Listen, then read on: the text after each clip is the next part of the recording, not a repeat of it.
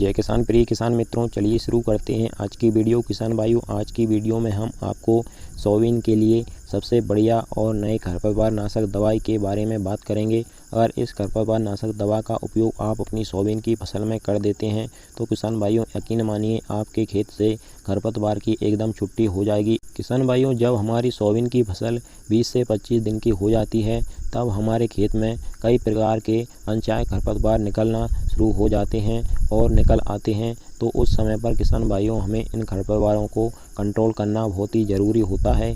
और पूरी तरह से खरपतवार कंट्रोल तभी होते हैं किसान भाइयों जब हम उसमें खरपतवार नाशक दवा का प्रयोग सही से करेंगे। तो किसान भाइयों, वीडियो में हम आपको पूरी जानकारी अच्छी तरीके से बताएंगे।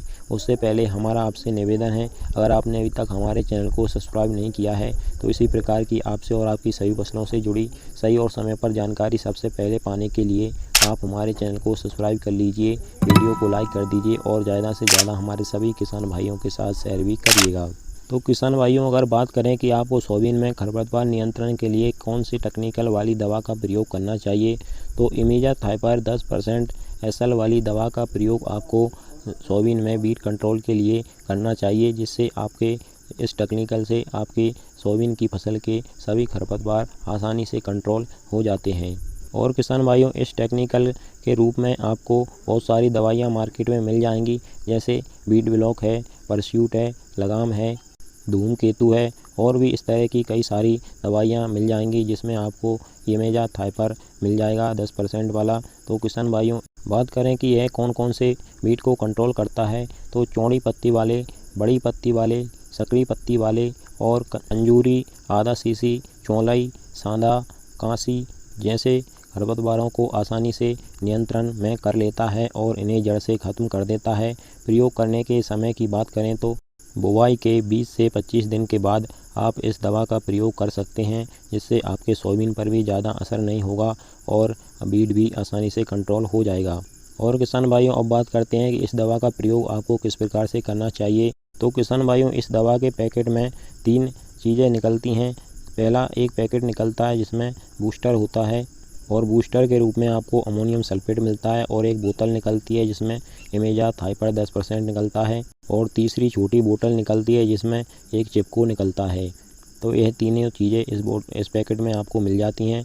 और 300 से 400 मिलीलीटर वाली दवा का आप प्रति एकड़ के हिसाब से प्रयोग कर सकते हो, यानी 300 से 400 ml आपको 1 एकड़ में डालना चाहिए इस दवा को। और किसान भाइयों, इस दवा का घोल बनाते समय भी आपको कुछ बातों का ध्यान रखना चाहिए। वह यह है कि घोल बनाने के लिए किसान भाइयों एक बाल्टी में पहले तो आप सबसे साफ पानी लेना चाहिए।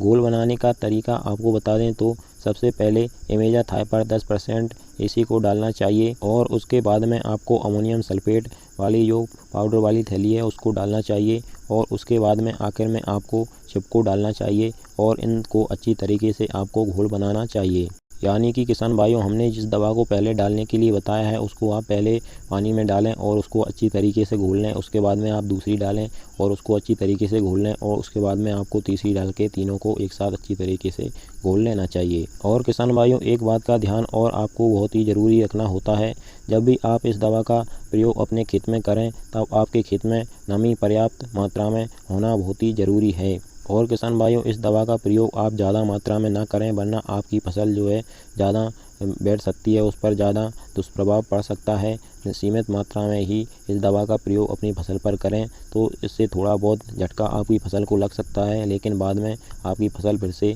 हरी भरी और मस्त हो जाएगी। और किसान भाइयों, यह जो दवा हमने बताई है आपको, यह सकरी पत्ती वाले खरपतवार पर थोड़ा कम असर करती है। तो अगर आपके खेत में सकरी पत्ती वाले खरपतवार ज़्यादा से ज़्यादा हैं तो आप इसमें टरगा सुपर या एजेल जैसी दवाइयों का थोड़ा मिश्रण करके भी आप स्प्रे कर सकते हैं। तो किसान भाइयों, इस वीडियो में हमने आपको बहुत ही बढ़िया खरपतवार नाशक बताया है।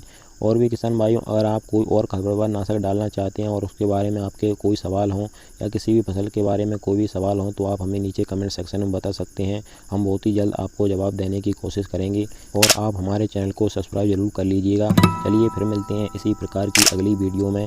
जय किसान, नमस्कार, धन्यवाद।